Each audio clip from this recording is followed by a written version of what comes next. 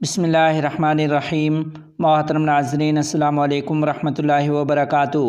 سربراہ جمعیت علماء اسلام مولانا فضل الرحمان صاحب دامت برکاتہم العالیہ باب الاسلام کانفرنس میں شرکت کے لیے سکھر پہنچ گئے۔ تفصیلات کے مطابق جمعیت علماء اسلام کے مرکزی ترجمان اسلم غوری نے کہا ہے کہ سربراہ جمعیت علماء اسلام مولانا فضل الرحمان صاحب باب الاسلام کانفرنس میں شرکت کے لیے سکھر میں پہنچ گئے ہیں۔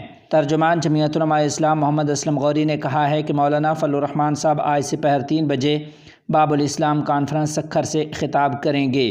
انہوں نے کہا کہ کانفرنس کی تیاریاں مکمل کر لی گئی ہیں، سندھ بھر سے کارکن کانفرنس میں شرکت کریں گے۔ انہوں نے یہ بھی کہا کہ کانفرنس سے مرکزی اور صوبائی قائدین خطاب کریں گے، جبکہ مولانا فضل الرحمان صاحب دامت برکاتہم العالیہ اس کانفرنس سے آئندہ کے لائے عمل کا اعلان کریں گے۔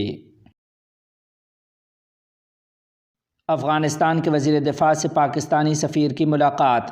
تفصیلات کے مطابق افغانستان کے وزیر دفاع مولوی محمد یعقوب مجاہد حفظہ اللہ سے کابل میں پاکستانی سفیر عبید الرحمن نظامانی نے ملاقات کی ہے۔ اس ملاقات میں وزیر دفاع نے کہا کہ افغانستان اور پاکستان 2 ہمسایہ ممالک ہیں۔ دونوں ممالک کے درمیان بہت سی مشترکات ہیں۔ ان مشترکات اور باہمی تعلقات کی وجہ سے ہمسائیگی کے احساس اور باہمی احترام کی بنیاد پر دونوں ممالک کے درمیان اقتصادی اور سیاسی میدان میں تعلقات ناگزیر ہیں۔ دوسری جانب پاکستانی سفیر نے بھی مشترکہ تعاون اور 2 طرفہ تعلقات کو مضبوط بنانے کی ضرورت پر زور دیا ہے۔ بنگلہ دیش کی معروف دینی درسگاہ جامعہ اسلامیہ پٹیا میں آج سے 2 روزہ 50ویں بین الاقوامی اسلامی کانفرنس کا انعقاد ہونے جا رہا ہے۔ یہ کانفرنس آج جمعرات اور جمعہ 28 اور 29 نومبر کو مدرسہ کے گراؤنڈ میں منعقد ہوگی۔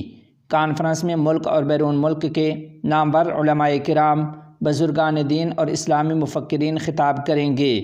عطا جامع کے محتمم مولانا ابو طاہر ندوی دامت برکاتہم نے تمام شعبۂ زندگی سے تعلق رکھنے والے توحیدی حضرات سے بروقت کانفرنس میں شرکت کی اپیل کی ہے۔